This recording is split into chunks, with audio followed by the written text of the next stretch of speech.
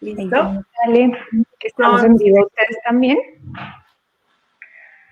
No lo veo. ¿No me ha llegado todavía? Sí, a mí tampoco.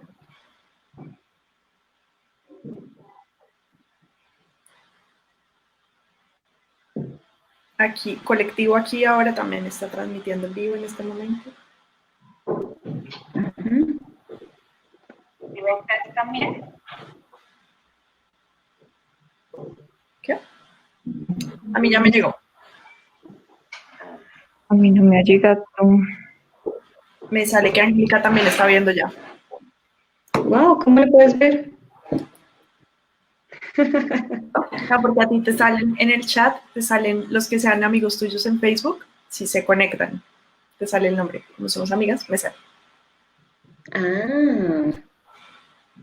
Listo, como siempre vamos a dar unos minuticos, ya cuando tengamos 15 personas conectadas empezamos, ¿les parece? Me parece. Vale, perfecto. Vamos a poner. Ay. ¿Dónde habrán quedado mis manos? Bueno, ¿y cómo van ustedes en cuarentena? Mientras nos conectamos. También a punto de... Yo no sé ustedes, pero por ejemplo, yo ya no me siento en cuarentena. Yo creo que ha sido tan larga que ya yo ni me acuerdo que yo antes enseñaba presencialmente. Claro, claro. Y siento que hay tantas cosas abiertas ahorita que suena como raro, ¿no? Como que la cuarentena sí es como no se pueden entretener, ya. Sí, eso me decía una amiga con la que hablaba el fin de semana. Decía que lo único que hace falta es los espacios en donde uno es feliz. Sí. O sea, como que ella siente que la felicidad ya vive en Alemania y el fin de semana se vio con una amiga y me decía, hablando con mi amiga, nos dimos cuenta que pues ya la cuarentena no es lo que era al principio, solo que estamos menos felices. ¿Y por qué estamos menos felices? Porque ya no compartimos en los espacios, bares, restaurantes, no sé, discotecas, Teatro, como ese gimnasio. tipo, cines. No, yo siento que el trabajo como ya es en casa, entonces como que se permeó a todo el día, ¿no? Antes uno tenía pues como esa actividad de subirse al carro y ir a la casa y como que uno se hacía el chip mental de que ya dejé de trabajar y ahora voy a descansar, voy a estar con mi familia o lo que sea, y ya como que eso no existe. Tal cual. Así es. Me pasa lo mismo. Bueno, entonces, ¿les parece si empezamos de una vez? De una. Vale. Bueno, bienvenidos a los que nos están viendo. Este es un nuevo live que estamos haciendo con psicólogos, dos psicólogas de Insight, Stephanie y Angélica, y el invitado especial, Felipe Cortés, que es psicólogo y docente, actualmente ejerciendo la docencia. Ya Felipe se va a presentar. Y bueno, como siempre, bienvenidas sus preguntas, eso es lo que ha desarrollado nuestros anteriores conversatorios. A partir de las inquietudes que ustedes puedan tener, nos las van escribiendo y con mucho gusto pues las resolveremos en la medida de nuestras posibilidades y capacidades y conocimientos. Entonces, bueno, bienvenidos. Felipe, me gustaría que entonces te presentes y les cuentes a las personas que nos están viendo quién eres tú. Y bueno, saludos a Juli. Besito Hola, a Juli, Juli. porque Hola, la vez Juli. pasada me reclamó que no la saludé a mi hija. Entonces, bueno, Felipe, bienvenido y muchas gracias por compartir este tiempo y conocimientos con nosotros. Hola Margarita, no, a ti y a ustedes muchas gracias por invitarme, pues muy contento de tener como esta oportunidad de poder hablar un poquito pues de cómo está afectando a los niños esta cuarentena y qué podemos hacer para ayudarles a llevar, y no solo para ayudarles, sino para que puedan salir de esta cuarentena más fuertes, ¿no? Y mejores y con mejores habilidades. Entonces, pues te cuento un poquito sobre mí. Yo soy, como tú dijiste, psicólogo y docente. Ya llevo 10 años ejerciendo la docencia y trabajo con niños principalmente de educación primaria. En este momento estoy trabajando como docente de niños de 8 y 9 años y pues toda mi carrera he estado muy pendiente y como muy apasionado de la parte emocional, del desarrollo emocional del niño, sobre todo a estas tempranas edades que es tan importante y es algo que he pensado mucho y que he investigado mucho durante esta cuarentena. Entonces, pues muy contento de estar otra vez aquí para poder hablar del tema. Bueno, Muy muchas chévere. gracias. No sé, Margarita, si les contamos un poco a los que nos están viendo y a los que nos van a ver más adelante, eh, me gustaría contarles como de dónde salió este vivo y un poco por qué este invitado especial, y es que nos han estado pidiendo un montón en todos los vivos que hacemos, en todos los temas de pareja, de familia, de convivencia, de todo, nos han estado preguntando sobre cómo manejamos a los niños que pues tienen tanta energía, que están pues ahora en casa, que ya no tienen tantas personas que estén a cargo de ellos como los profesores o la monitora de la ruta o los entrenadores de las clases particulares, sino que ahora solo son los papás y los profesores pues desde una cámara, que eso tiene, ya nos contará Felipe, muchas limitaciones también que pueden estar haciendo, y también un poco como decía la invitación, cómo no terminamos de enloquecer en el intento de trabajar en casa, mantener la familia, mantener a los niños, muchas preguntas que nos han hecho que abordaremos, como mantener a los niños estimulados, que no se atrasen, que todo lo que nos han dicho los papás. Y pues hoy quisimos invitar a Felipe porque pues es el otro lado también de lo que los papás nos reportan en sesiones, de lo que los papás nos reportan en las llamadas, y es qué pasa con el colegio, qué está pasando, los miedos, los temores que tienen con respecto al colegio, a lo que va a pasar, a lo que está pasando. Entonces, pues la idea me parece súper chévere. Gracias, Felipe, por aceptar la invitación, porque tú nos puedes dar el otro lado. Nosotros trabajamos desde el lado terapéutico y tú desde el otro lado en el aula, y ahorita el aula virtual, pues todo lo que podamos aportar a los papás en este momento tan particular. Sí, de acuerdo. Como dice Stephanie, ese fue ha sido siempre y de manera reiterativa en las conversaciones que hemos tenido en vivo, siempre han salido preguntas sobre los niños.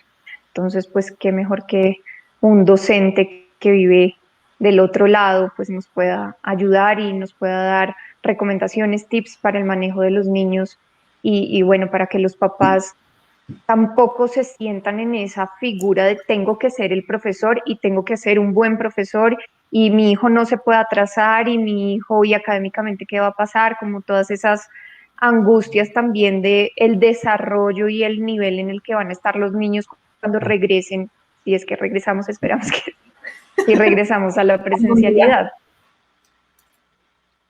Sí, lo que tú dijiste es muy cierto, que para criar un niño como que es todo este equipo de adultos, ¿no? Están los papás, están los profesores, incluso están, como tú decías, como muchos de estos personajes que de pronto no se ven tan de frente, pero que la monitora, que la señora, o sea, tanta gente que ayuda a los niños en este momento, y en este momento los papás se están tratando de ser todos estos adultos al mismo tiempo, y muchas veces chévere poder guiar a los papás y decirles qué tienen que ser y qué no tienen que ser en este momento, ¿no? Porque hay papás que quieren ser el terapeuta, y quien quieren ser el profesor, y quieren ser el profesor de fútbol también, y quieren ser el papá al mismo tiempo, y pues obviamente no es algo realista ni algo sostenible para los papás, y chévere poderlos guiar en ese tema. Sí, y trabajar y ser esposos y sostener, digamos, las disminuciones de salario que ha habido y seguir con todo, ¿no? Multiplicarse. Sí, en este caso, antes de empezar, a mí me gustaría hacer como un poco un recuento, y es todo el tema cerebral.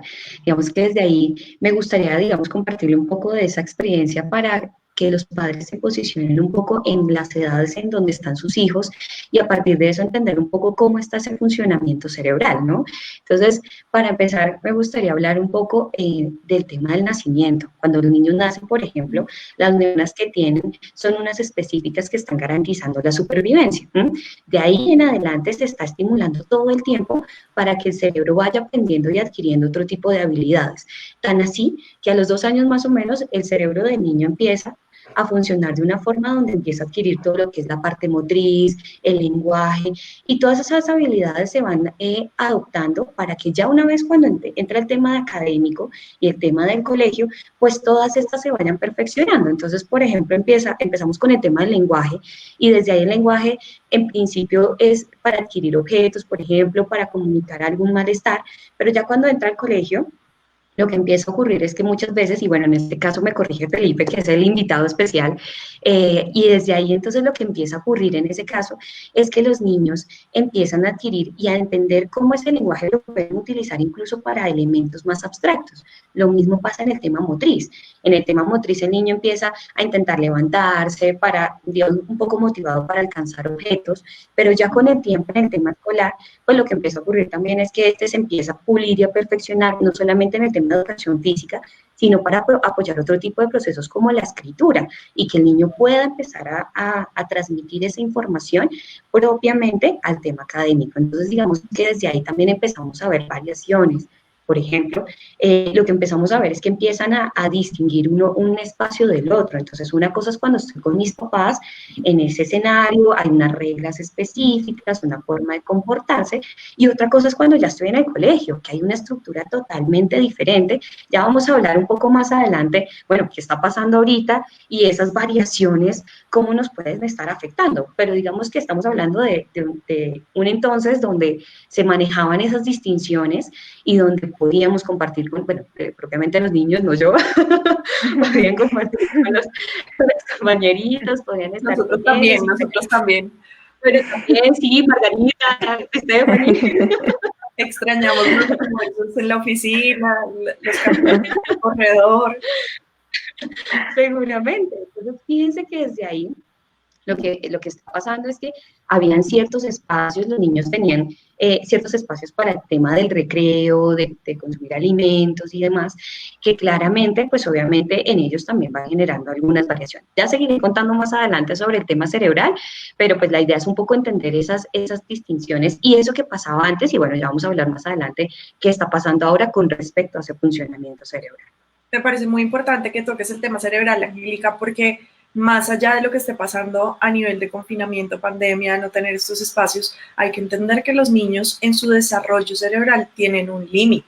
Es decir, no podemos esperar que hagan cosas para los que su cerebro todavía no está preparado. Y creo que eso es algo que sí, normalmente nosotros insistimos en que los papás entiendan e interioricen en la vida normal, pues ahora más que nunca. Y es porque ahorita más que nunca los papás están en contacto con ese límite, ¿sí? De pronto mi hijo todavía no está en la etapa donde ya lee súper fluido, donde ya hace problemas matemáticos instantáneos, y es porque también hay que entender que su cerebro se está desarrollando, como no afanarnos tanto en ese sentido cuando veamos las clases que estamos ahí al lado y estamos escuchando como así que apenas están viendo este contenido, como así que a veces los papás no están tan en contacto cuando los niños están en el colegio.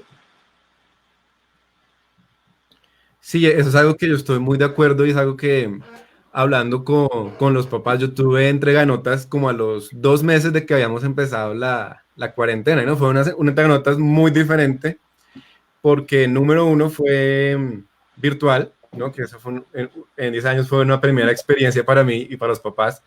Y número dos, yo creo que nunca habíamos estado tan conectados en términos de describir y de ver al mismo niño, ¿no? Como tú mencionas, casi siempre hay como dos niños, el niño que socialmente se relaciona en el colegio con sus pares, con unas figuras de autoridad, y el niño que se relaciona en la casa con sus padres, ¿no? Y siempre que había esas conversaciones había como esa desconexión en la que los papás decían como, no, pues yo no puedo creer lo que estés describiendo a mi niño, cómo así que se porta así, o cómo así que se porta muy bien, o cómo así que hace esto independiente cuando en la casa no. Y por primera vez como que pudimos ver que los papás, todo lo que yo les decía, me decían, sí, no, nosotros también desde que empezó la cuarentena hemos empezado a ver estas mismas habilidades o estos mismos problemas o estas mismas, entonces yo creo que pues si algo que resaltar positivo es que los papás han tenido la oportunidad de ver esas fases de su niño más de cerca que en otra ocasión no la tendrían. ¿Sabes qué? Claro. Ya que lo mencionas, en terapia yo también lo he notado, como que usualmente hay que hacer un proceso donde aterrizamos, como mira, ahí donde me dices que tu niño no tiene autonomía, donde me dices que tu niño no se puede quedar quieto, por ejemplo, Angélica, neurofeedback, que uno dice como, pero aquí en sesión se queda quieto, pero aquí y siempre tenemos que hablar de un niño muy distinto, y creo que ahorita regresando un poco a las consultas presenciales, por ejemplo, también lo he visto en sesión y creo que nos lleva a uno de los principales hallazgos que cuando estábamos preparando el vivo, Felipe me decía como esta frase que me encantó y que pues te doy todos los créditos de la frase, pero es la idea de, si bien pensamos todo lo complejo y difícil que es la cuarentena y la pandemia y el confinamiento, ¿qué estamos ganando y qué están ganando los niños con esta cuarentena? Y esto de que estén ganando esa conexión con los papás, esa capacidad de que los papás los puedan ver integrados y al verlos integrados también los podamos trabajar mucho más integralmente, mucho más, digamos, engranados en las estructuras de los diferentes apoyos que tienen los niños, me parece una ganancia gigantesca, gigantesca. Sí, yo creo que Claro. eso es muy, muy importante porque como con ese amor que un adulto tiene por un niño, que un papá tiene por sus hijos, yo creo que el reflejo mental que ellos tienen es, Dios mío, ¿qué estamos perdiendo? ¿Qué está perdiendo mi hijo con esta situación? ¿No? Y pues la invitación es a mirarlo de otra forma, mirar como qué podemos ganar durante esta etapa. Claro, desde ahí es muy chévere porque muchas veces, como dice Stephanie, desde el motivo de consulta decían, esto es lo que manifiesta el colegio, pero esta es mi percepción, ¿sí? Y muchas veces eso que podía decir el colegio no lo compartían los padres en esa primera etapa por lo que veníamos hablando. El niño, digamos que empieza a diferenciar un contexto sobre el otro y asimismo su forma de funcionar también puede tener algunas variaciones. Además, las exigencias pueden ser diferentes en muchas de las situaciones y eso también genera cambios. También en ese caso es importante, y por eso mencionaba el tema cerebral, porque dado que estamos ahí, que no nos vamos a convertir en el profesor ni mucho menos, pero sí sería importante conocer en qué fase está, un poco por lo que decía Stephanie, es no hay que apresurar las cosas. A veces cuando uno habla de estimulación, pues creen que por uno hablar de estimulación es que vamos a tener que estar todo el tiempo invitándole o dándole otras herramientas, otras estrategias que capaz para la edad todavía no están, ¿no? Por ejemplo, pensando desde ahí, como lo venía mencionando y un poco con la idea anterior, es que los niños claramente en una primera etapa se empiezan a empezar a disociar esos dos contextos, pero también en el proceso su cerebro empieza a tener muchos cambios y variaciones. En principio son unos niños sumamente emocionales, muy dados especialmente al tema de la empatía, de la motivación, de que todo sea muy dado a que sea más táctil, ¿sí? Como más interactivo, por decirlo de alguna manera. Y con el tiempo, este tipo de cosas se van a ir modificando. En ese orden de ideas del cerebro, lo que empiezan a empezar a generar es todo el tema de la parte prefrontal, que lo mencionaba en algún momento, que es todo el tema de la regulación, el tema del control de impulsos. Entonces, por ejemplo, a los niños en un momento les cuesta mucho eso, todo el tema de lo que tiene que ver con los límites, respetar límites, y claramente con este tema de la pandemia, pues todos esos límites se volvieron a replantear, todo lo que venían ellos manejando y controlando en el contexto académico, donde estaba la figura académica. Por ejemplo, me acuerdo mucho que me decía, una conocida me decía, que el niño le decía, pero es que tú no eres mi profesora, o sea, tú no me tienes que enseñar a mí, tú no puedes decirme a mí qué hacer porque es mi profesora. A ella le tocó llamar a la profesora y casi que decirle que le soltara la batuta a la mamá, y le dijera a la mamá, mira, tú puedes enseñarle, déjala que ella te enseñe porque en este momento yo no puedo estar contigo todo el tiempo, ¿sí? Entonces, para los niños, esos cambios claramente a algunos le costaron porque la figura del docente es distinta a la figura materna o paterna. Y desde ahí poder asimilar ese tipo de cosas les costaron, y especialmente lo hablo de niños más o menos entre las edades de 5 o 6 años, donde claramente esa distinción no es tan fácil de generar y donde pues el acompañamiento del adulto es más permanente, ¿no? Distinto de pronto a un adolescente que ya se habló en un live que Stephanie también nos trajo una invitada, es súper chévere. Entonces, desde ahí, fíjense que el acompañamiento es totalmente distinto y también las variaciones esas nuevas reglas que se generan en casa, pues también les impactan de alguna manera a los niños. Sí, ¿cuál sería la mejor forma de manejar eso para un papá? Papá, no eres profesor, no eres mi profesor. Mi hija me lo dijo un día y tiene 3 años. No eres mi profesora. Bueno, ¿cuál es la mejor forma para un papá de manejar eso? Porque igual le toca, es claro que no es el profesor, no se trata de que cubra esa figura, pero ¿cómo manejarlo? Porque igual uno como papá tiene que estar pendiente, tiene que estar muchas veces conectado a las clases con los niños, clases en vivo, digamos, tiene que estar supervisando las tareas, los trabajos, hacer todo el seguimiento que de alguna forma hace el profesor en el aula. ¿Cuál es la mejor forma de manejar eso, esa distinción? Yo tendría 2 formas o 2 grandes categorías de forma. La primera es explicándole. Los niños entienden más de lo que nosotros creemos que entienden. Entonces, explicándoles cosas como, mira, como ahora no puede, un poco lo que le decía esta mamá en el ejemplo que nos da Angélica, como ahora no se puede, pues es importante entender que ahora tu profesor y yo, tu profesora y yo vamos a compartir algunas responsabilidades, ¿sí? Algunas responsabilidades, procurar no caer en la respuesta de porque soy el adulto, ¿no? Procurar no caer en esa respuesta, sino más bien explicarle, como mira, como ahorita no es tan fácil que tu profesor esté, no se puede, no nos podemos ver con él, pues vamos a compartir algunas responsabilidades y en ese orden de ideas es una oportunidad para practicar un poco el tema de confianza y de puentes de confianza de sí, no soy tu profesor, pero te puedo ayudar, ¿sí? Te puedo ayudar a hacer las tareas, te puedo ayudar si algo no lo estás entendiendo bien, te puedo ayudar a conectarte para que entienda como que no nos sobrecarguemos, vamos a compartir tareas con el profesor, pero no nos vamos a convertir en el profesor. Entonces, muy como explicarle al niño esa diferencia, lo que digo y no me cansaré de repetirlo, es los niños entienden más de lo que nosotros creemos, eso por un lado. Y por otro lado, pues también como pensar en nosotros y hablar la comunicación muy presente, muy frecuente con los profesores, ¿sí? Oye, ¿hasta qué punto puedo llegar yo? Que de repente algo que le está quedando difícil al niño, pues puede ser el profesor te puede responder y ya Felipe nos contará algo de repente como, sí, pues es esperable que le quede difícil, implementemos estas técnicas, implementemos estas otras, no hacerse responsable de sacar miles de recursos, de cómo le enseño, cómo lo educo, sino precisamente quedarnos en ese rol que tú estás describiendo, Margarita, cómo lo ayudo a conectarse, cómo me aseguro que esté haciendo las tareas cuando las debería estar haciendo, que si lo pensamos no es nada diferente a lo que en teoría pasa cuando están yendo al colegio. Nos aseguramos de que estén en hora de tareas, nos aseguramos que estén en hora de esto, y explicarle eso a los niños creo que es la principal herramienta, no importa los chiquitos.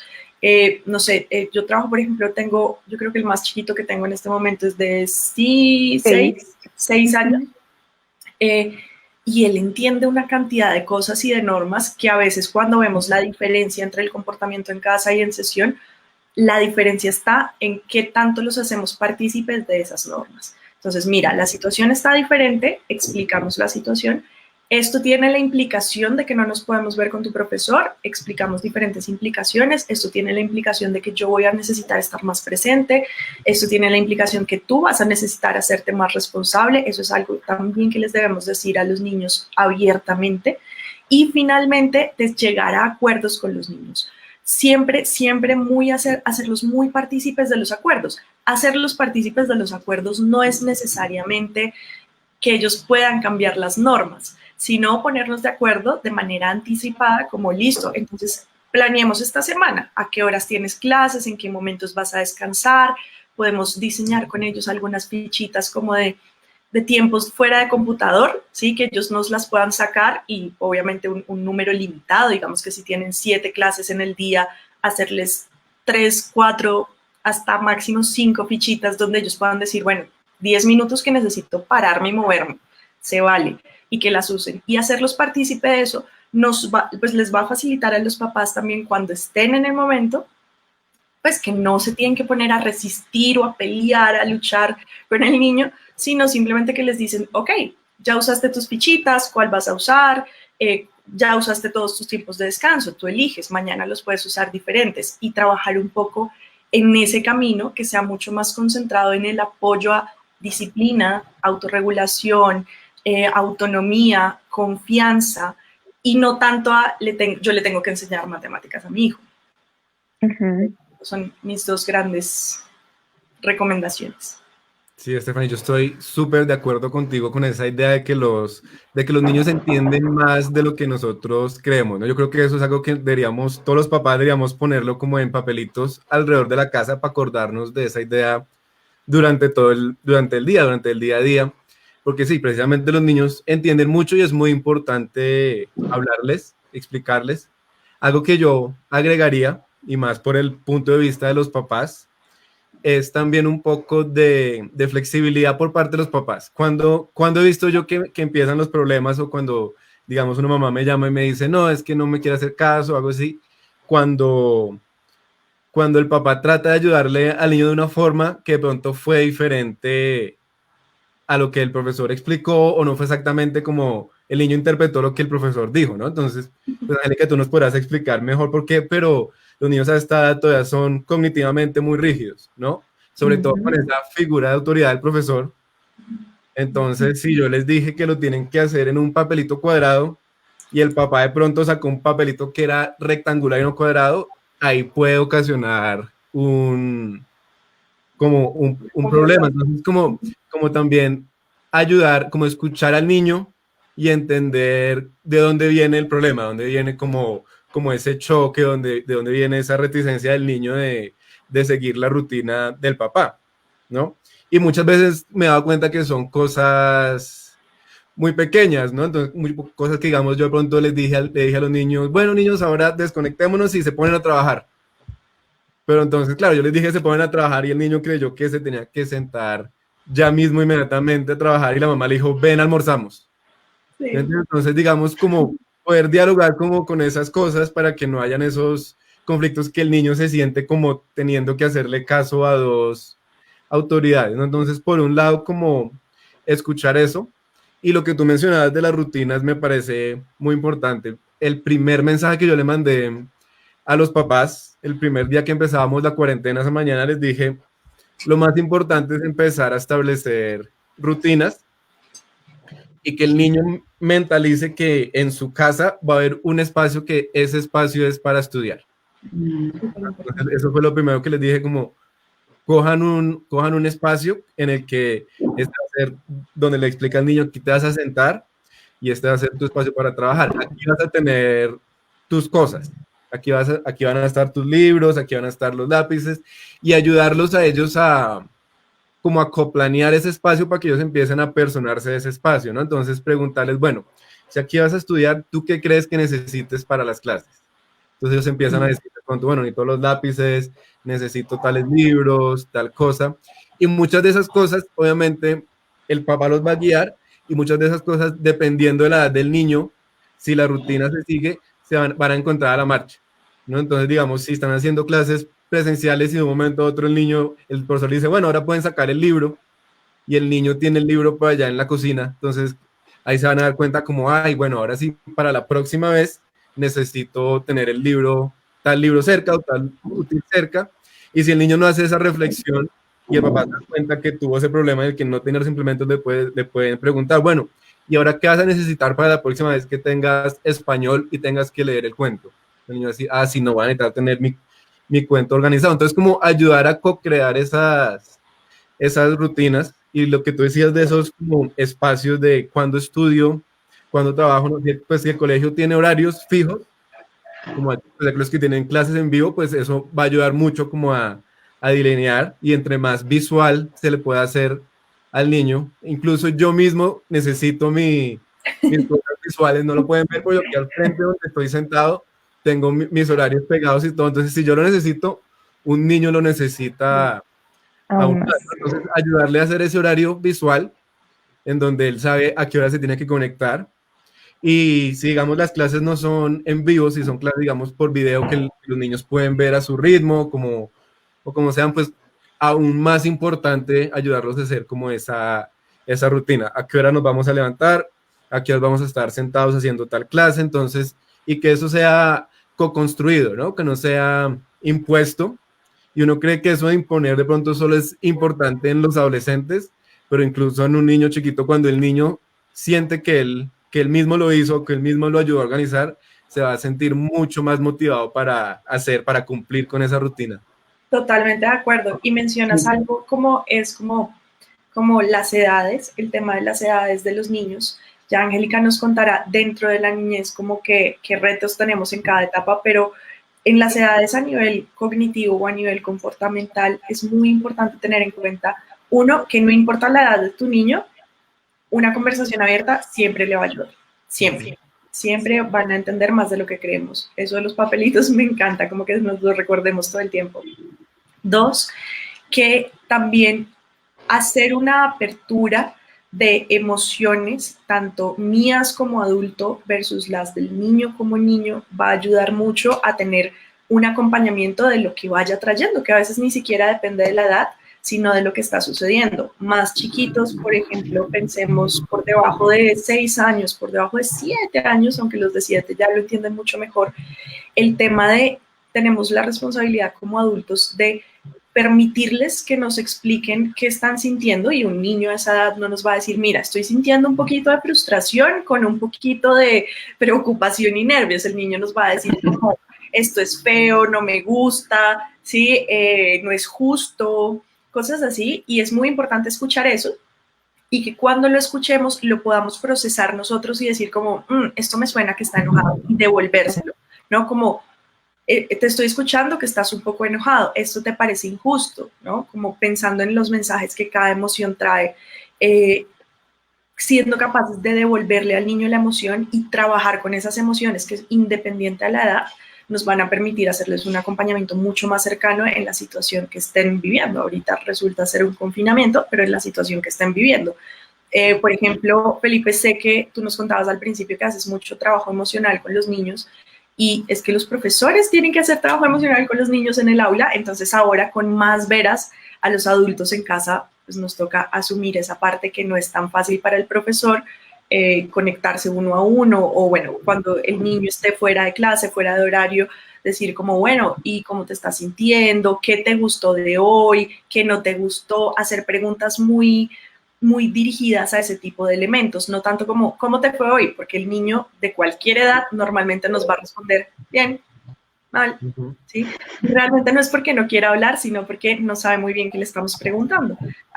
Eso nos acostumbramos ya en la adultez, a que cuando nos preguntan cómo nos fue, damos detalles. Entonces, hacer preguntas como, ¿qué te gustó hoy? ¿Qué no te gustó? ¿Con quiénes hablaste? Del tema más emocional, y no concentrarnos tanto en qué aprendiste, qué no aprendiste, como independiente a la edad. Y ya más grandecitos, como pensemos de 7, 9, 10, si no han entrado todavía en la preadolescencia, pues pensemos que aquí el acompañamiento es mucho más, digamos, nos vamos yendo cada vez más atrás, como que nos vamos convirtiendo, y la idea es que los papás se vayan convirtiendo en una red de apoyo progresivamente.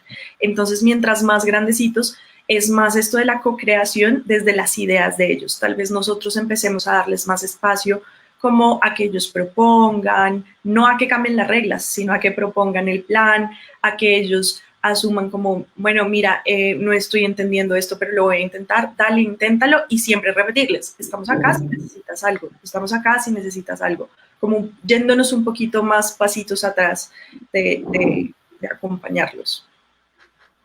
Claro, y desde ahí algo importante que tú mencionas es el tema emocional, y el tema emocional, digamos, en una primera instancia, lo que hace es que el niño va replicando lo que el papá va sintiendo. Entonces, si el papá asume una posición, pues el niño también va a empezar a adoptarla, porque es un poco el reflejo, termina siendo el papá el reflejo de las propias emociones del niño. Más o menos entre los 2 años los niños se irritan con mucha facilidad. He tenido muchos papás que dicen, los 2 años son los más difíciles para todos los niños, y es porque es donde empiezan a decir no, no, no, pero muchas veces para un adulto es muy difícil entender qué está queriendo decir con ese no. Cuando uno desde ahí empieza a establecer con ellos, bueno, pero ¿por qué me dices que no? ¿Qué es lo que estás sintiendo? Pues ellos también desde ahí empiezan a desarrollar ese tema de la expresión desde la emocionalidad y desde lo que va sintiendo.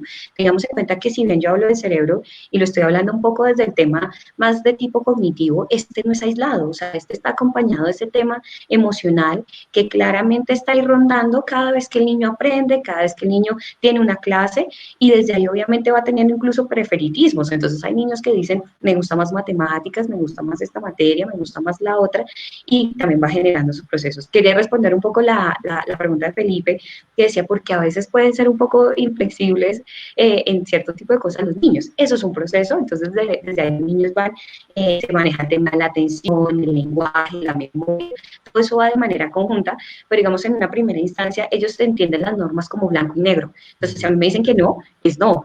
Si la policía es buena, ¿sí? Ellos ahí no entienden esos matices entre ese blanco y ese negro. Entonces, cuando el profesor, que es, como yo les decía, que al igual que los papás cumplen un rol de estatus alto, entonces cuando el profesor le dice, es una hoja específica de este tamaño, pues para el niño es muy difícil que el otro, el papá, que no es el profesor, venga y le cambie y le modifique estas normas del docente. Entonces, desde ahí, pues obviamente ahí ya le toca al papá un poco bajarse al nivel del niño y entender que está en un proceso y que no puedes esperar de él algo que para ese momento, pues no está desarrollado. En el caso de él, pues él si entiende la norma de una forma, pues así mismo la va a empezar a ejecutar. Entonces, ahora cuando Stephanie me decía, bueno, ¿y cómo son las etapas en el funcionamiento cerebral? Un poco para acompañar ese proceso de los niños.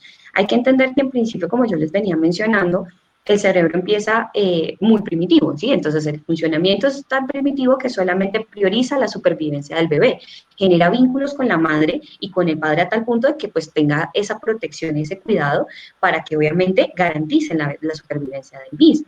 Con el tiempo de medida que va creciendo, pues se va añadiendo ese tema emocional que para él va a empezar a tener un mayor sentido más adelante. Entonces empieza a entender cómo son sus emociones, cómo las vive, cuando estoy triste, cuando me duele la panza, cuando me duele la cabeza, qué tipo de emociones van acompañadas con eso, y después empieza a generar ese pensamiento mucho más racional, ¿sí? Entender un poco, desde ahí empezar a expresar qué es esa tristeza y por qué la siento y qué consecuencias hay cuando cometo una u otra acción.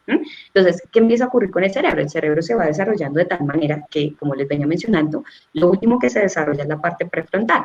Y desde ahí, en ese acompañamiento que nosotros hacemos, acá lo estamos hablando un poco desde las edades más o menos 6 a 10 años, pues ahí vamos a estar en un acompañamiento constante, porque los niños hasta los 18 años y todos hasta los 18 años es donde, bueno, depende de los estudios, algunos 18, algunos 25, que desarrollamos esa madurez, ¿sí? Entonces, ahorita el niño está más bien perfeccionando esas habilidades que adquirió a esos 2 años, como lo venía mencionando. Entonces las va perfeccionando y en ese orden de ideas, pues estamos en un acompañamiento constante donde claramente el tema de la flexibilidad, el tema del pensamiento abstracto, un poco separado del pensamiento concreto, todo este tipo de habilidades un poco más elaboradas que trascienden un poco más de lo concreto, de lo que está presente, pues obviamente empiezan a cambiar.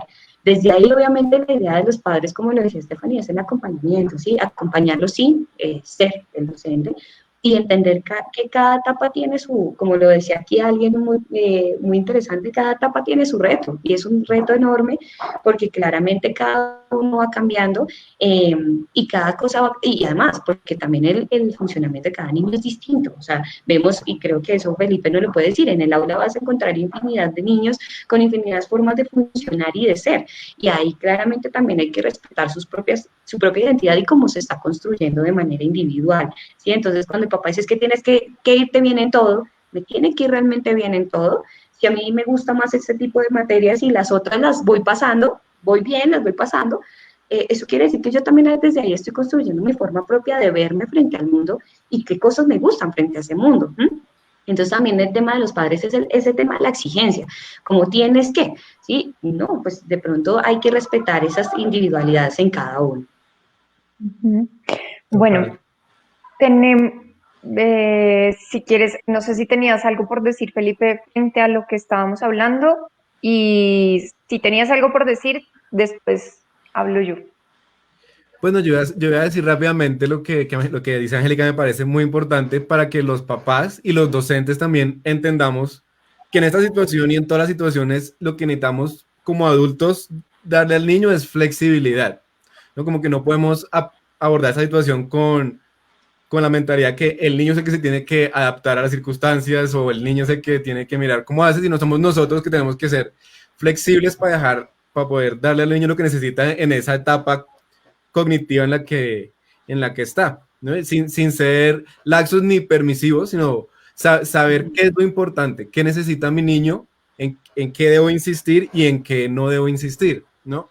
Y ahí pues me devuelvo como a ese tema de las rutinas, ¿no? Si es algo que todo niño, como tú mencionabas, yo tengo niños que todos son, si yo tengo 21 niños en mi salón, todos son totalmente diferentes, con necesidades y desarrollos diferentes, pero todos necesitan lo mismo, que es seguridad y consistencia, ¿no? Entonces yo creo que eso es en lo que nos tenemos que enfocar, en darle rutinas, en modelar esa regulación emocional que tiene que empezar con el papá. Entonces estoy totalmente de acuerdo y debemos ser flexibles en lo que debemos ser flexibles y darles lo que necesitan, que es esos dos temas tan importantes. Seguridad y consistencia, absolutamente. Desde el enfoque terapéutico nosotros trabajamos mucho eso con papás.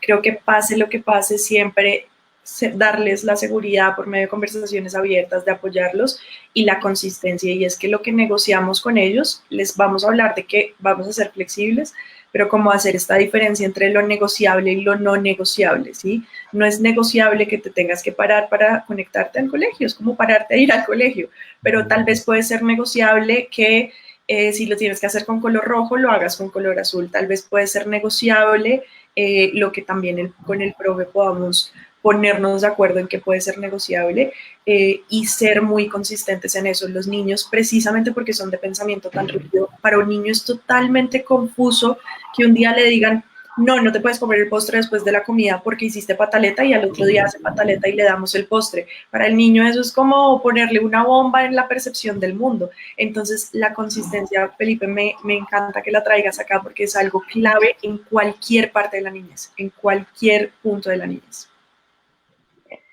Nos hablaban sobre el tema del desarrollo motor. Ese pues es una de las áreas más afectadas en este momento para el desarrollo de los niños y tiene relación con muchas otras áreas. ¿Qué podemos recomendarles a los papás frente a eso, al desarrollo motor? ¿Cómo manejarlo ahorita? Darles como ciertas pautas o ciertas herramientas para que no se quede del todo rezagado, porque eso sí es, digamos que nada más el caminar hasta la ruta, montarse a la ruta, bajarse, todo eso es actividad física que va sumando en el día a día. Entonces, ¿cómo suplir de alguna manera esa necesidad? Fíjate que desde ahí, dentro de las personas que he atendido, papás me dicen, no, mira, es que mi hijo ya venía siendo sedentario porque tengamos en cuenta el tema de la tecnología, y es que la tecnología hace que uno esté ahí embelesado, uno puede ver de todo. Me decía, ya venía siendo sedentario y ahorita con la cuarentena, pues más, se me ha vuelto mucho más sedentario, ya no hace ejercicio, o sea, ya son hijos que incluso no demandan actividad física. Han llegado a un punto donde dicen, estoy cómoda aquí, déjenme aquí viendo tele, si no me gusta la tele, entonces veo hago un videojuego, si no es un videojuego veo una película, bueno, pero todo muy, muy dado al sedentarismo. Y eso sí lo he visto muy habitual, que los niños ya no demandan eso. Pues bueno, no sé si les pase a todos, pero por lo menos una gran mayoría sí he visto que eso ha sido como una constante. En este caso sí sería importante, por ejemplo, el tema de plantear rutinas, donde dentro de casa se pueda establecer los horarios para hacer educación física o algún tipo de actividad. Este papá que les comentaba particularmente me decía que él tenía dentro de los horarios, le tiene un horario a su hijo, y dentro del horario le tiene al principio, porque también hay que reconocer cuándo es más activo, porque imagínate él todo cansado de la rutina académica y le ponen a hacer educación física, pues qué mamá, yo lo que quiero es acostarme, sentarme a ver una película, no me molesten. Entonces él lo que hizo fue buscar el mejor horario donde su hijo era muy activo, y se dio cuenta que era mejor levantarlo temprano, hacer ejercicio. Lo levantaba tipo 6 de la mañana porque la clase era a las 7, y eso botaba un montón de energía, cosa tal de que cuando ya estaba en la clase estaba súper tranquilo y muy atento a la clase. Entonces fíjense que esa, por ejemplo, fue una estrategia que a él le sirvió para manejar la concentración, porque claramente al agotar recursos en el tema físico, pues ya eso no los va a utilizar para el tema académico y puede estar mucho más tranquilo, mucho más focalizado y atento a la clase. Esa podría ser, por ejemplo, una estrategia muy interesante para el tema de movilidad. Sí, yo complementaría eso con el tema del juego. Creo que la movilidad es uno de los aspectos donde más podemos aprovechar el hecho de no ser los profesores. Bueno, uno, aprovechar las flexibilidades legales que hay ahorita. Los niños pueden salir al parque, entonces aprovechemos y salgamos con ellos. Pongámonos la camiseta y salgamos con ellos. Pero también otro es el tema del juego. Pongámonos a jugar, un poco apoyándonos en lo que Angélica acaba de decir, que son los ritmos de cada niño, que hay que conocerlos, los papás saben cómo son los ritmos del niño, en qué momento del día tiene más energía, y jugar. El juego es algo que creo que en las grandes ciudades hemos olvidado muchísimo, y el juego es la fuente principal de movilidad. Pensemos que la movilidad, como lo decía Margarita, está conectado con una cantidad de funciones y con una cantidad de desarrollos cerebrales, pero básicamente en lo que se trata es movimiento y estimulación táctil, estimulación espacial, táctil. Entonces ahí lo que vamos a hacer es cualquier tipo de juego. Tengo niños que con el papá, digamos, niños que con el papá hombre particularmente me han llegado a esos, pero también funciona con las niñas, es estos juegos que ellos le llaman como los juegos de marranear o de las luchas, de las peleas. Entonces son juegos como de las cosquillas y de quién le gana a quién. Este tipo de cosas son muy buenas para fomentar la movilidad y de paso estamos fomentando que nos asocien con elementos positivos, con situaciones positivas, que no solo nos asocien con lo normativo como adultos, también estamos fomentando confianza porque nos estamos conectando con ellos en un espacio donde es de interés común.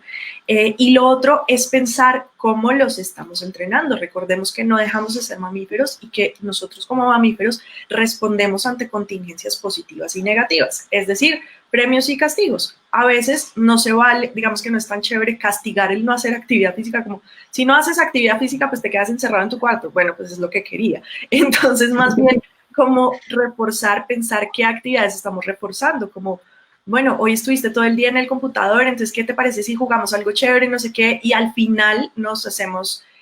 no sé si al niño le gusta comer, entonces nos hacemos un postre chévere o cosas así que también pensemos que los estamos reforzando. También los podemos reforzar con las palabras, como muy bien, hoy nos movimos mucho, hacer esta sensación de equipo, de hoy nos movimos, hoy lo hicimos, también puede funcionar mucho en este tema de la movilidad, aludiendo nuevamente a lo mamífero, a nuestro cerebro y a nuestra necesidad de pertenencia, que en el niño esta necesidad le da un marco de seguridad sobre su realidad.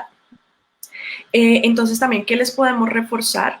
Y también en familia, muy importante, lo que decíamos en principio, si el adulto no se mueve, no puede esperar que el niño se mueva. Entonces creo que ahora más que nunca, que no tenemos al profesor de educación física ahí haciéndolo correr, es el momento donde si no somos activos como adultos, necesitamos ponerle un poquito de actividad que además como adultos nos va a ayudar a la ansiedad, nos va a ayudar a la salud física, o sea, nos va a ayudar a un montón de cosas. Entonces, si la familia se mueve, el niño se mueve. Tengo un paciente que en la familia tienen un horario en el que todos van a hacer ejercicios y cada quien selecciona su rutina y este es un chiquitín y él es súper orgulloso diciendo como, mira que pude hacer sentadillas. Es como, wow. Pues yo nunca me hubiera imaginado un niño haciendo sentadillas, pero también funciona. Si la familia tiene una rutina de ejercicios, pues hacer como la versión de esa rutina para los niños si ellos quieren participar. Hacerlo como todo en este tema de juego. Recordemos que la movilidad es lo máximo para el juego, diría. Eso yo lo complementaría por ahí. Me gusta mucho que menciones eso de hacer el juego y de hacer como esos juegos, entre comillas, bruscos y todas las cosas, porque en este momento yo he visto que hay muchos papás que se preocupan como, no, es que mi niño venía en un proceso y ya no está la profesional, ¿no? Y como que se nos olvida que nosotros naturalmente, sí, la mejor forma de desarrollar esas habilidades es así, ¿no? Y moviéndose y jugando y como payaseando, por decirlo así, con la familia, y no solo para el desarrollo motor, sino para el desarrollo emocional, aún más importante en una época en la que uno, estamos más quietos y dos, estamos más desconectados de otros niños, de otras cosas, entonces como ya no están ni los amigos, ni los primos, ni nada de eso, entonces es aún más importante como hacer esas cosas que son casi naturales y como tú lo dices definitivamente, si ellos ven que el adulto se divierte, que el adulto lo hace con ganas, que el adulto le emociona compartir ese momento con el niño, ellos van a estar el doble de dispuestos a hacerlo. Ya de por sí a ellos les gusta la relación con un adulto, esa conexión, ¿no? Y ellos tienen como ese chip implícito de hacer contento, o sea, hacer lo que el adulto lo haga más feliz, ¿no? Entonces, si para el adulto es como una obligación salir a caminar o salir a correr o algo así, o ellos perciben que no es lo que el adulto quiere hacer en ese momento, pues no lo van a hacer y poco a poco se van a desconectar y van a ser más reticentes porque no hay como esa respuesta, como tú lo decías, positiva del medio ambiente. Pues si ellos ven que el adulto lo aborda con todas las ganas y con toda la felicidad, lo van a hacer aún más. Ajá, me haces pensar, Felipe, en una cosa muy importante de ayuda también para los papás, y es, a veces, pues en medio de todas las responsabilidades que hemos mencionado que tienen los papás más en esta época, a veces no están las ganas, a veces no están las ganas de salir al parque, a veces no están las ganas de jugar, a veces no están las ganas.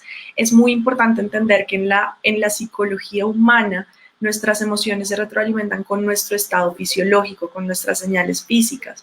Entonces, a veces podemos no tener las ganas, pero al empezar a hacer, y particularmente una actividad física, se van desarrollando las ganas. Entonces, a veces se vale también explicarle esto a los niños. No solo nos movemos cuando tenemos ganas, ¿sí? No solo hacemos las tareas cuando tenemos ganas, incluso compartirles un poquito de esto como, sabes que yo tampoco quiero, pero después nos vamos a sentir mejor, vas a ver que después nos vamos a sentir mejor, y compartirle como esa actividad, como si ya estamos saliendo al parque y está haciendo sol y se nos va quitando un poquito la pereza, abrirles eso a ellos diciendo como, ay, mira, está saliendo el sol, me estoy calentando más, ya no tengo tanto frío, ya se me están ocurriendo más ideas, para que los niños también aprendan a ver esa activación física en los momentos donde no hay tanta motivación de entrada, pues. Claro, yo creo que ese es un principio que todos tenemos al revés, ¿no? Yo digo, me motivo, después hago, y no, al contrario, es hago y después me motivo. Sí, total. Ok, ya se nos está acabando el tiempo y tenemos varias preguntas que nos han llegado por Instagram también. Tenemos una pregunta, 3 años y medio. Se concentra como por 10 minutos el niño. ¿Qué hacer en ese caso? Pues los papás no pueden estar cada 10 minutos mirando. Tampoco la idea es pegarlo a un televisor, a un celular, a una pantalla en general. ¿Cómo manejar estos? Porque es normal, un niño de 3 años, más de 10, 15 minutos concentrado en una actividad es muy difícil. Entonces, lo primero es que es normal que un niño a los 3 años esté concentrado durante 10 minutos, periodos de 10 minutos. ¿Qué le podemos recomendar a esta persona, a María Carolina? Lo importante aquí es algo que también debemos fomentar en los niños, y es el tema de la empatía. Y la empatía es muy importante porque también no es solamente, en principio tienen que reconocer sus propias emociones. Yo les venía mencionando que más o menos hacia los 2 años lo que uno hace es transmitirle a él y ayudarle a entender sus propias emociones. Te duele, sientes un dolor acá, eso es porque no has comido, y si uno no come, pues a veces te duele la pancita, ¿sí? Cosas por el estilo. Cuando el niño empieza a reconocer sus propias emociones, el siguiente paso es ayudarle a entender la emoción del otro. Y qué mejor la emoción del papá. Entonces la idea es que el papá también le transmita sus propios pensamientos, experiencias, sensaciones, e incluso todo este tema laboral. Y es, mira, en este momento necesito dedicarme un momento en el trabajo, pero si quieres hagamos unos acuerdos donde yo trabajo este tiempo, y si quieres más adelante podemos dedicarle un poco de tiempo a hacer esta actividad. Y que también ellos entiendan que así como hay espacios de interacción social y de juego social, también pueden existir esos espacios de juego individual, y esos espacios donde él pueda jugar con su propia imaginación, con estos juegos simbólicos, donde él pueda mirar en sus propios personajes o muñequitos, superhéroes, papá y mamá, juegos de todo tipo, ¿sí? Entonces, digamos que ahí también es importante el tema de la empatía, porque también no es que el niño se vuelva, que pasa en algunos entornos donde el niño es el que manda, ¿sí? Es el que pone las reglas, es el que dice qué hacer y cuándo hacerlo y en qué momento. El niño también tiene que entender que está inmerso en una familia donde también hay que tener y entender y comprender las emociones y las ocupaciones de los otros. Entonces, como uno dice a veces, ay, pero es que está muy chiquito. No, mira, ellos pueden incluso desde muy pequeñitos entender que hay espacios y que como va a haber espacios para el juego, también van a haber espacios para que yo tenga que trabajar. Y es importante que esos espacios de juego se respeten. Si yo le digo a mi hijo, vamos a jugar en media hora, ojalá sea en esa media hora y que no se pase más de ese tiempo, porque va a empezar a entender que el niño es el que tiene que ser empático y el que tiene que ceder, pero el adulto no, ¿sí? Entonces el adulto no se toma el espacio, no se toma el tiempo para tener en cuenta sus propias decisiones. Entonces la idea es que sea en paralelo, o sea, que sea equitativo en ese sentido, que tanto en la figura paterna o materna se le tenga en consideración, como también se atiendan las consideraciones del niño. Y ahí me acuerdo de algo que dice Stephanie, lo ha dicho varias veces y es muy importante, y es, los niños no tienen que estar siempre ocupados. El aburrirse es fundamental porque de ahí es que empiezan a adquirir muchas, es decir, empiezan a jugar y a utilizar su imaginación, y utilizar la imaginación en esta etapa del desarrollo es muy importante.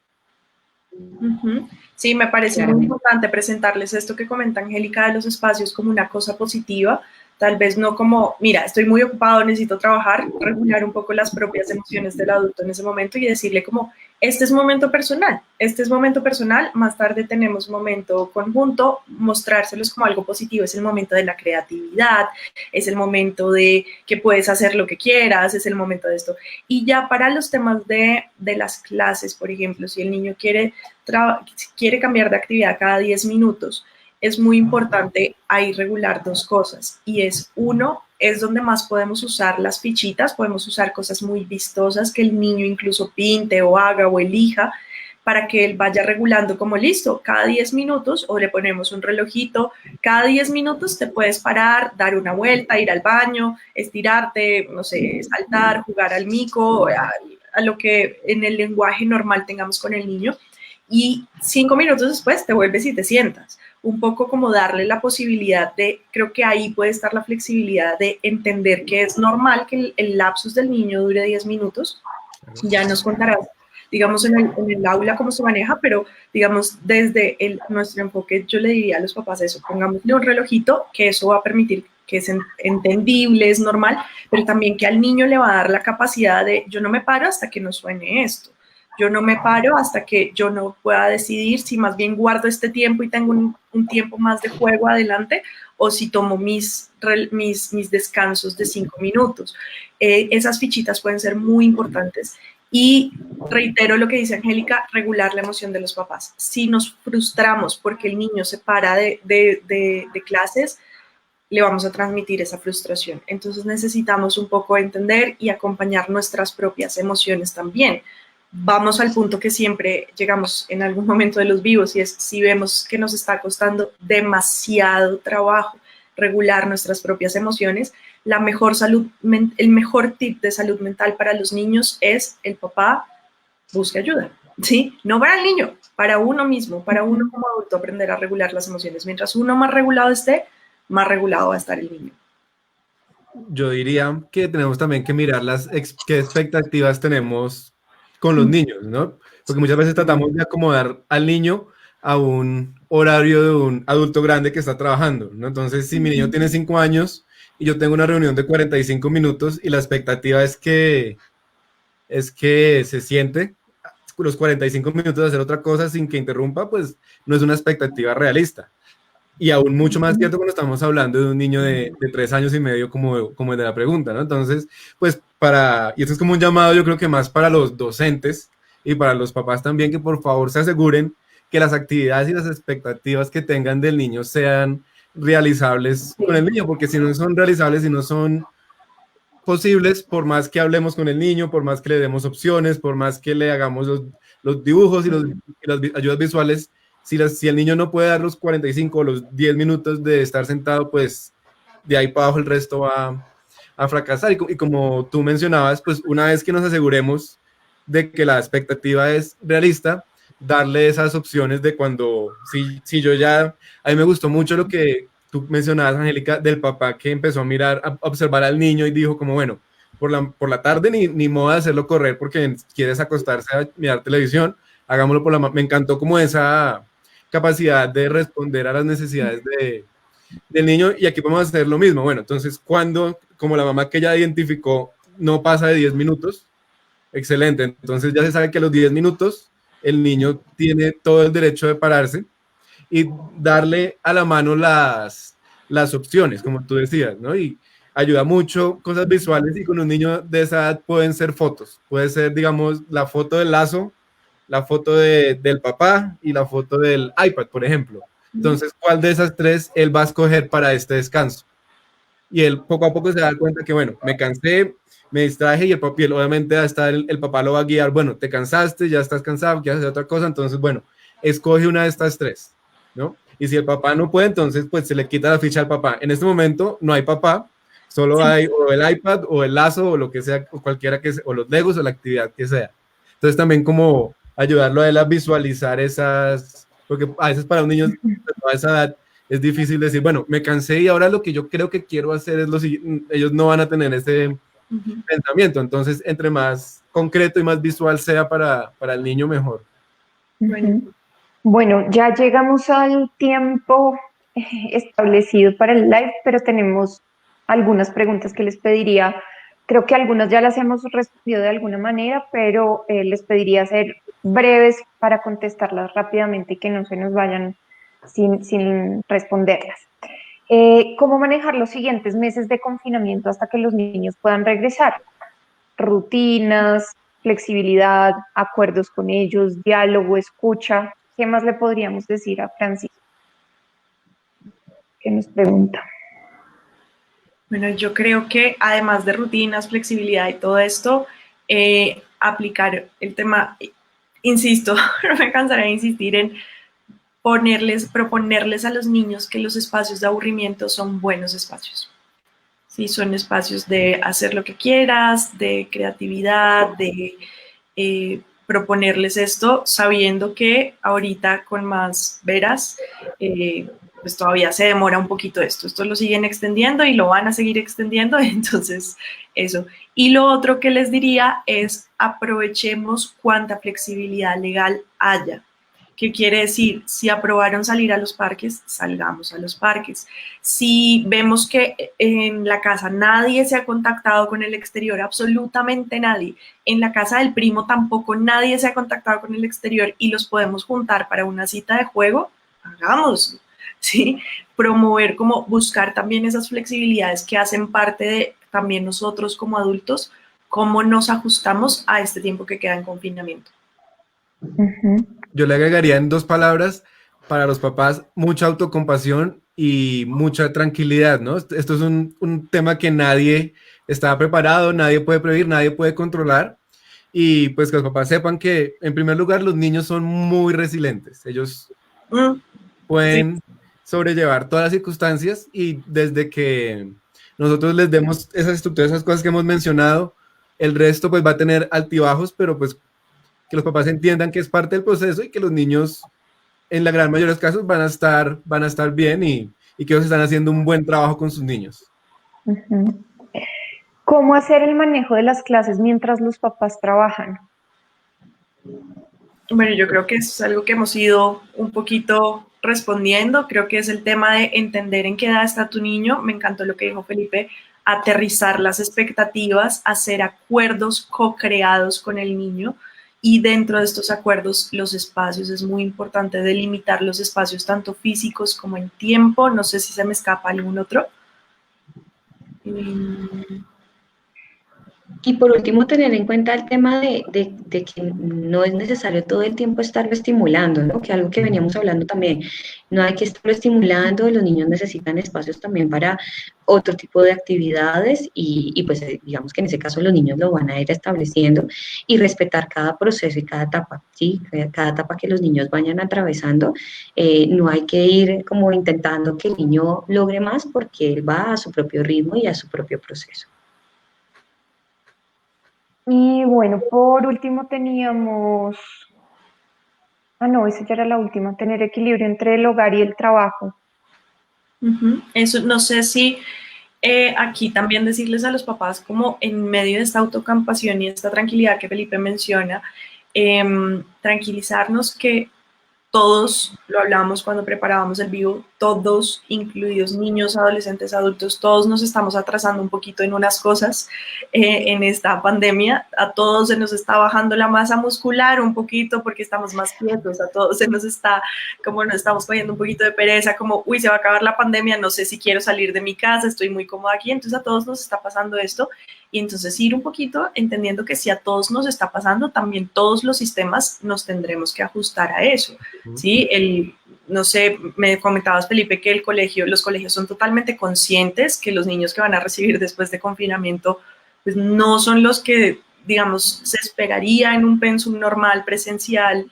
Entonces también tenernos un poquito de paciencia y ver el lado positivo, que sí, bueno, eso de pronto se está quedando atrás y se está quedando quieto, pero ¿qué estamos ganando?